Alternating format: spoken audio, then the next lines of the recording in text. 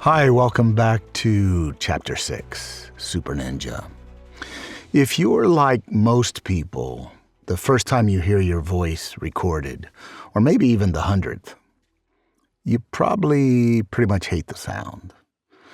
And, that reaction is pretty normal. The bones in our head conduct sound much differently than a microphone can pick up or a speaker can resolve. And so what you think you sound like is not what the world hears anyway. As an actor and a filmmaker for nearly 20 years, I've been very conscious of the power of voices. And over this past year, thinking about tackling my first audiobook, my own novel, I've been really concentrating on the nuances of speech and voice, and I've gone through a couple stages. First, where I hated the sound of my voice, and then slowly began to like it. And then as I listened and I learned to hear, started picking it apart, the sibilance and the clicks and cracks and pops and sometimes lazy articulation. And, I think that's where it gets really dangerous, because as voice actors, especially thinking about narrating a book where the performance could last 10, 15, 20, 30, 40 hours, voice is really, really important, but it's also important that we trust our voice. And, the truth is, there is no perfect voice. There's really pleasant voices and there's powerful voices. And, the Morgan Freemans and Rosamund Pikes and Scott Bricks of the world. But I think for us, there's two things. One, we really need to sound like us. And second, it's the engagement, the emotional investment into the story, calling on our imaginations, which is where the fun is anyway, so that we can invite the listener into our imaginations and to hopefully direct and stimulate theirs as well. So, I think the most important thing is our emotional involvement and our belief in the story. Articulation matters. Our breathing matters. The clarity of our speech matters. But, the story and our investment in it, I think, is more important. So, does my voice suck? Maybe. Does yours? Probably not. And so mostly I think we need to believe in the stories we tell. And we need to tell stories that we believe in. Anyway, Chapter 6.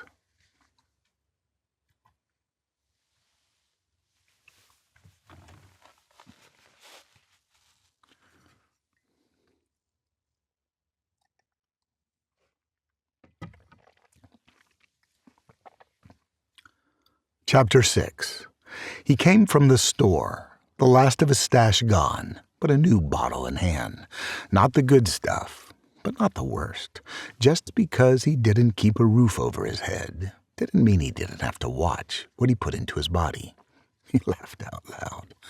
What bullshit. He'd hated the crap they prescribed for him at the VA hospital and stayed away from hard drugs on the street, convinced he'd probably like them too much. But he pretty much ate and drank when and whatever he could put his hands on. He did his hybrid brand of Tai Chi, Kung Fu, and Karate, buzzwords making their way into the vocabulary by way of returning vets and a Chinese superstar who had exploded onto drive-in screens across the country. Because He had no choice. It had kept him going when he should have died, and was now a necessity as much as eating and breathing, addicted to it as much as the drinking. Well, that's not really true, he thought, convinced he could stop the drinking any time. Nash cracked the bottle, the sound of the cap separating from the glass threads as meaningful as Pavlov's bell, reveled in the anticipation, prolonged it as much as he could. Gave in, took a long pull from the bottle, felt the warmth spread from his tongue to his throat and into his gut. And that's when he realized he hadn't eaten in a day. His thoughts of having a real breakfast, huevos rancheros with tostones, or even just eggs and bacon, over before he'd finished his shower. He'd spent the rest of the day lost in the past, hoping to catch up with himself by the time they'd meet. He'd made peace with the idea that she'd moved on, that her love belonged to another, but was troubled with the idea that she might think ill of him.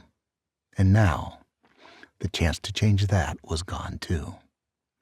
Miami was just starting to flex its muscle as an international mecca of nights filled with the exotic flavors of Latin America. But the beach was always alive until deep into the night. He'd cut through the alleys off Washington and head toward Collins for the greater chance of finding a hot meal. He wasn't too proud to eat leftovers. He'd grown up on anything he could scrounge, a gift from the neighbors who felt bad for the hungry kid with the alcoholic mother and the absent father, or what he could stuff in his pockets while the owners of the grocery stores looked the other way. They had to keep Stevie's strength up for the big game, and were happy to do their part. He hadn't made it across the street when he saw a well-dressed couple casually toss a small white plastic bag into the garbage. It happened all the time. People left the restaurants with every intention of taking their food home, meals that could easily cost upwards of $100, only to toss them away when they decided to extend their nights with the Latin rhythms and dance floors along the beach, or head to the bigger clubs in Coconut Grove or Wynwood. He crossed the street and retrieved it. It had weight. He may eat well tonight, after all. He'd find a place to sit and enjoy it, then make a plan on where to sleep for the night. He opened the bag. Inside, a steak, barely touched, and half a potato, still warm, glistening with melted butter under the yellowed security lights. No silverware or even a plastic fork. After all, the food had been destined for a home where silverware and plates would be clean and orderly and plentiful. He bit off a chunk of the meat. Filet, tender and delicious. Definitely the woman's. Her diet, his gain. It took a repeat of the sound to understand what he was hearing. Nash cocked his head and waited. Was sure he heard it again. A whimper. Saw a lump in the shadows not 30 feet from where he sat against the alley wall. He didn't have to hear it again to know what it meant. Pain. One of the ways you survived on the streets was to mind your own business, fend for yourself. The concept of helping or looking out for each other was reduced to practicalities, which streets to stay away from to avoid the police, and just as important, the gangs and the psychos, where you might find a real toilet and enough time to use it before being chased away, a roof from the rain that you could huddle under for a fitful night of sleep. The sounds so soft you could miss them, but high-pitched enough they stood out from the distant revelry in the thumping bass, vibrating the pavement beneath his ass. They cut through the white noise of the distant causeways, the South Beach traffic cruising the streets, the echoes of muffled voices and nearby laughter from the clubs. Damn it. He lumbered back to his feet. It was going to be hard to enjoy a good meal if he had to listen to the whining next door. Two people wrapped in enough dirty blankets and worn coats to survive a northern winter. The woman was at least 60, or maybe only 30. The streets aged you in a pressure cooker of factors most people never faced. Her eyes rheumy and cheeks hollowed, she pushed herself in front of the man, protected him. Nash clocked the bent, rusty fork clutched in her hand, a wicked weapon if launched by surprise. The man, his arms wrapped around his ribs, huddled deeper into the shadows. He finally looked up, face bruised and swollen, his eyes filled with the expectation of more trouble and pain. Nash knelt slowly. "It's okay.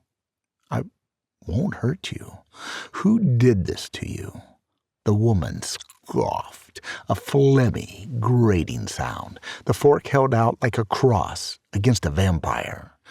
It was a stupid question, like he was going to track down who'd ever done this and punish them. "Are you hungry?" Another stupid question. You were always hungry on the street, except for the times you were sick, and wise to hoard nutrition when you could find it. He handed over the meal. There was barely enough to fill his stomach, but enough to sustain the two of them for another night. He had the means to look for more, and he had his whiskey. Fuck it. He reached in his pocket and gave them a bottle. Perhaps it would ease the man's pain, and the two of them might find some temporary peace. So another chapter, and the story continues, and I keep trying to learn what I'm doing as I go. Try not to second guess myself, which has, been a problem from the beginning. But this is chapter 6, and chapter 7 starts bringing back some more action. And, I appreciate you following and listening, and hopefully we both get to learn something and have some fun. Thanks for coming in. Bye.